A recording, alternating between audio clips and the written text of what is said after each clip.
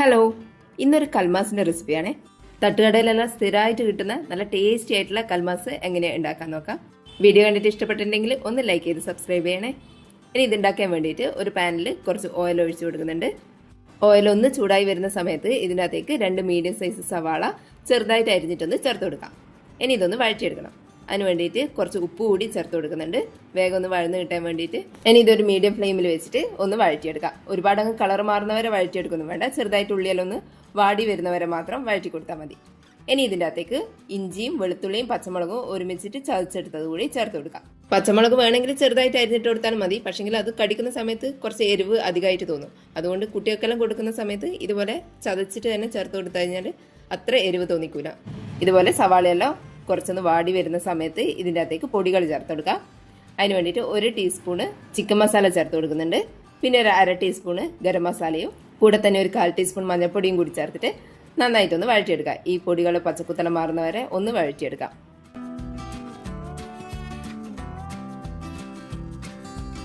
ഇനി ഇതിൻ്റെ അകത്തേക്ക് ഉപ്പും മഞ്ഞളും കുരുമുളകും ഇട്ടിട്ട് വേവിച്ചിട്ടുള്ള ചിക്കൻ ഒന്ന് മിക്സിയിലിട്ടിട്ട് ക്രഷ് ചെയ്തെടുത്തിട്ടുണ്ട്, അതുകൂടി ഇതിൻ്റെ കൂടെ ചേർത്ത് കൊടുക്കാം. ഇനി ഇതെല്ലാം കൂടി നന്നായിട്ടൊന്ന് മിക്സ് ചെയ്തെടുക്കാം.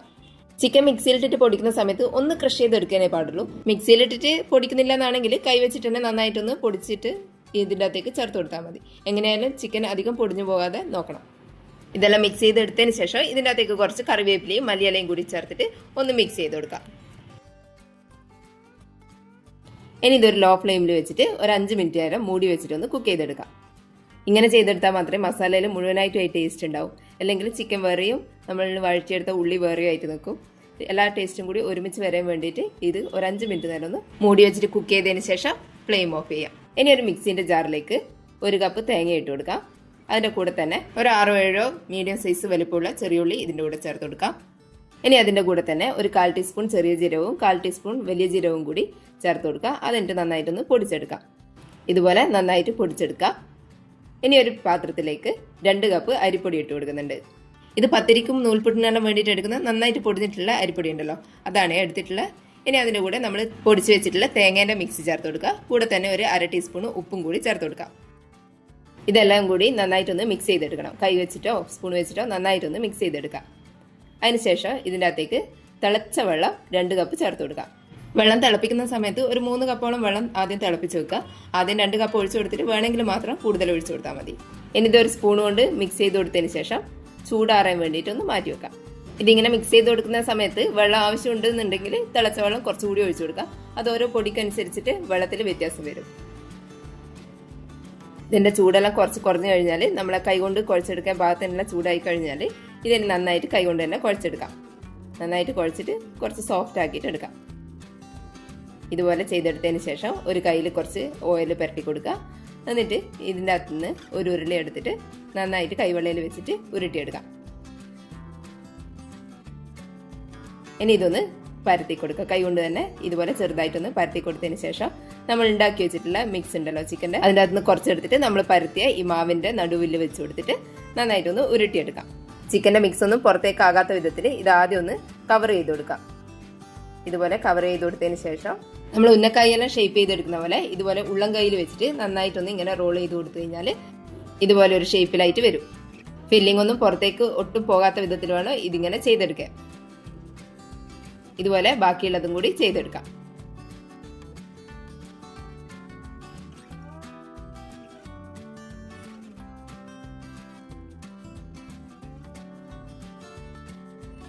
ഇതുപോലെ എല്ലാം ചെയ്തെടുത്തതിന് ശേഷം ഇതിന് നമുക്കൊന്ന് ആവിയിൽ വേവിച്ചെടുക്കണം. അതിന് വേണ്ടിയിട്ട് ഒരു സ്റ്റീമർ വെക്കുക. അതിൻ്റെ അകത്തേക്ക് ഒരു വാഴയില ഉണ്ടെങ്കിൽ വെച്ച് കൊടുക്കുക. എന്നിട്ട് ഇത് ഓരോന്നോരോന്നായിട്ട് ഇതിൻ്റെ അകത്തേക്ക് വെച്ച് കൊടുക്കാം. മുഴുവനും ഒരുമിച്ച് ചെയ്യണമെന്നില്ല, 2-3 ബാച്ച് ആക്കിയിട്ട് കുറച്ച് കുറച്ചായിട്ട് ഇതൊന്ന് ആവിയിൽ വേവിച്ചെടുക്കാം.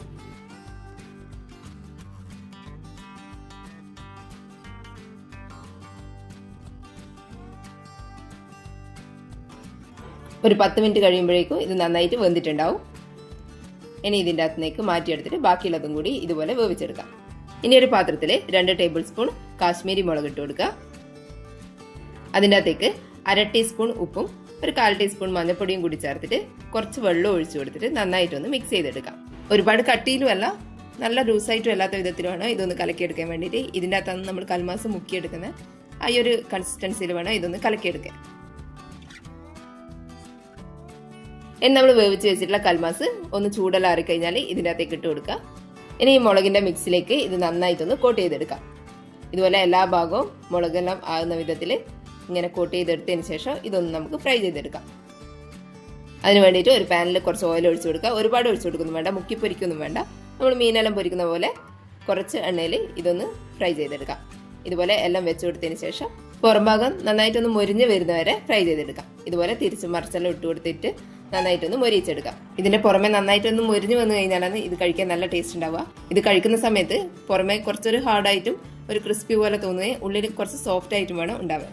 ഈ എണ്ണേൻ്റെ അകത്ത് പെട്ടെന്ന് കോരിയെടുത്ത് കഴിഞ്ഞാൽ ഈ മുളകിന്റെ ടേസ്റ്റ് ചെറുതായിട്ടുണ്ടാവും. അതുകൊണ്ട് നന്നായിട്ടൊന്ന് ഫ്രൈ ചെയ്തെടുത്തതിന് ശേഷം ഈ എണ്ണേൻ്റെ അകത്ത് കോരി മാറ്റാം. ബാക്കിയുള്ളതും കൂടി ഇതുപോലെ ചെയ്തെടുക്കാം. നല്ല അടിപൊളിയായിട്ടുള്ള കൽമാസ് ഇതുപോലെ ചെയ്തെടുക്കാം. സൂപ്പർ ടേസ്റ്റാണ്. എല്ലാവരും ഒന്ന് ട്രൈ ചെയ്ത് നോക്കണേ. വീഡിയോ ഒന്ന് ലൈക്ക് ചെയ്തിട്ട് സബ്സ്ക്രൈബ് ചെയ്യണേ. താങ്ക്